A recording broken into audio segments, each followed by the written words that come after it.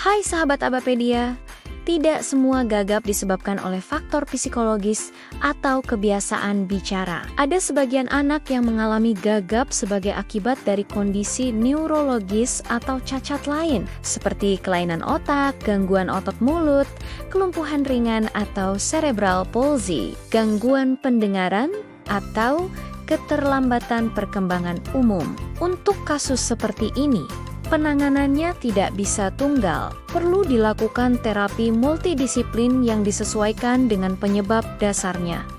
Mari kita bahas secara ilmiah dan praktis. Pertama, kita perlu memahami jenis gagap karena faktor cacat lainnya. Gagap karena gangguan lain biasanya termasuk dalam kategori neurogenic stuttering, atau disebut juga developmental disorder-related stuttering. Berbeda dengan gagap biasa yang sering muncul karena tekanan psikologis, jenis ini disebabkan oleh gangguan pada sistem saraf pusat, otot, atau organ bicara. Misalnya, anak dengan cerebral palsy mungkin mengalami kesulitan mengatur koordinasi otot bibir, lidah, dan napas. Anak dengan kelainan otak ringan, misalnya akibat cedera lahir, bisa mengalami hambatan di area otak yang mengatur perencanaan bicara. Anak dengan gangguan pendengaran sering gagap karena kesulitan mengontrol suaranya sendiri. Ia tidak bisa mendengar apakah suaranya sudah tepat atau belum. Sementara itu, anak dengan intellectual disability atau keterbelakangan mental mungkin lambat dalam memproses kata dan kalimat, sehingga terlihat gagap. Karena penyebabnya kompleks, maka pendekatan terapinya pun harus multidisiplin. Dalam kasus ini, terapi harus melibatkan beberapa tenaga ahli agar hasilnya maksimal. Umumnya terdiri dari: pertama, terapis wicara atau speech language pathologist. Mereka akan fokus menangani latihan bicara, suara, dan pernapasan. Kedua, fisioterapis atau terapis okupasi. Tugas mereka adalah membantu melatih kekuatan otot mulut, lidah, dan kontrol motorik halus. Ketiga, psikolog atau terapis perilaku. Mereka sangat penting untuk menangani rasa frustrasi,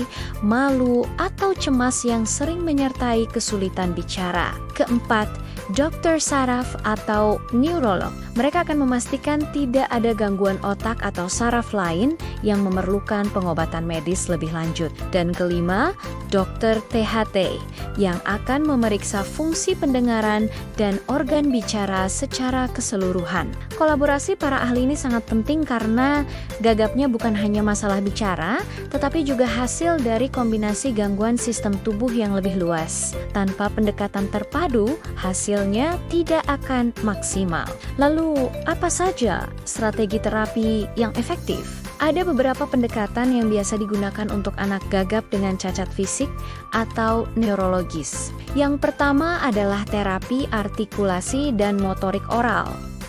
Di sini, anak diajarkan untuk mengontrol otot mulut dan lidah agar bisa membentuk suara dengan lebih jelas dan teratur. Latihannya bisa sangat sederhana tapi harus rutin. Misalnya, meniup sedotan, menggembungkan pipi, menjulurkan lidah ke berbagai arah, atau latihan mengunyah dan menelan secara perlahan. Terdengar sepele, tapi ini membangun fondasi penting untuk bicara. Selanjutnya adalah latihan pernapasan terpadu. Banyak anak dengan cacat otot atau saraf kesulitan mengatur napas saat berbicara. Terapis akan melatih koordinasi antara tarikan napas, pengeluaran suara, dan artikulasi untuk membuatnya menyenangkan. Permainan seperti meniup gelembung sabun atau meniup kapas di atas meja bisa sangat membantu meningkatkan kontrol pernapasan.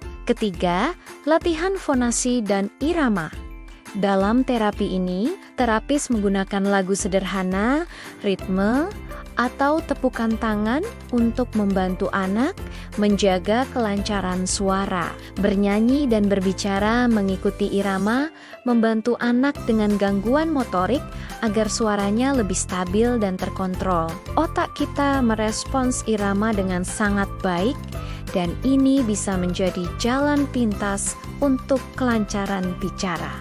Keempat, ada pendekatan ABA atau reinforcement. Jika anak juga memiliki keterlambatan kognitif atau perilaku yang sulit dikendalikan, prinsip ABA bisa digunakan.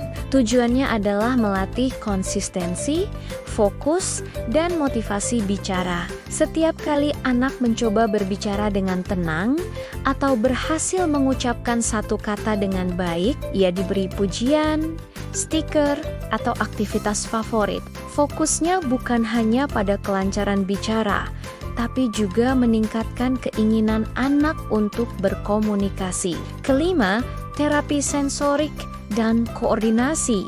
Bagi anak dengan kelainan neurologis atau cerebral palsy, latihan sensorik membantu tubuh lebih peka terhadap getaran dan posisi otot mulut. Terapis bisa menggunakan asterisk oral sensory tools. Asterisk seperti sikat mulut yang lembut atau vibrator ringan untuk menstimulasi area bibir dan lidah. Ini membantu membangunkan otot-otot yang kurang aktif.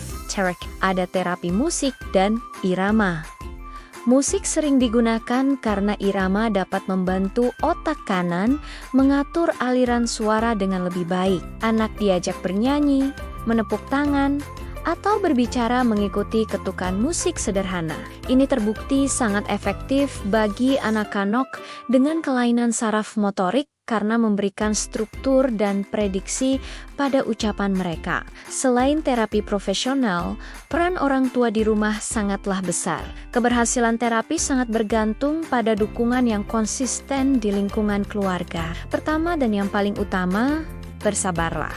Dengarkan anak tanpa menyela atau memaksa ia memperbaiki ucapannya saat itu juga. Memberi tekanan hanya akan membuat kondisi semakin buruk. Kedua, ciptakan suasana komunikasi yang menyenangkan dan bebas dari tekanan. Jadikan waktu berbicara sebagai momen yang positif, bukan ujian. Ketiga, lanjutkan latihan sederhana di rumah. Latihan pernapasan dan gerak mulut yang diajarkan terapis perlu dilakukan setiap hari, meskipun hanya beberapa menit. Konsistensi adalah kuncinya.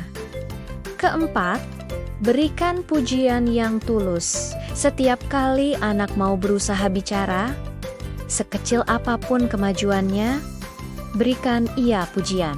Wah, hebat adik mau coba cerita, atau terima kasih sudah berusaha, mama suka dengar suara kamu.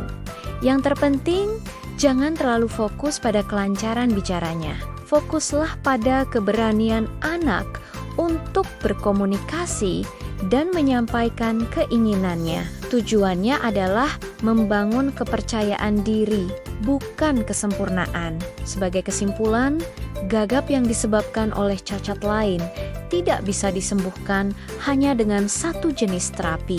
Dibutuhkan pendekatan gabungan antara terapi wicara, fisioterapi, dukungan perilaku, dan penguatan emosional dari keluarga. Tujuan akhirnya bukan hanya agar anak berbicara lancar, tetapi agar ia dapat berkomunikasi dengan nyaman, percaya diri, dan fungsional dalam kehidupannya sehari-hari. Setiap kemajuan, sekecil apapun, adalah sebuah kemenangan besar. Terima kasih sudah menonton.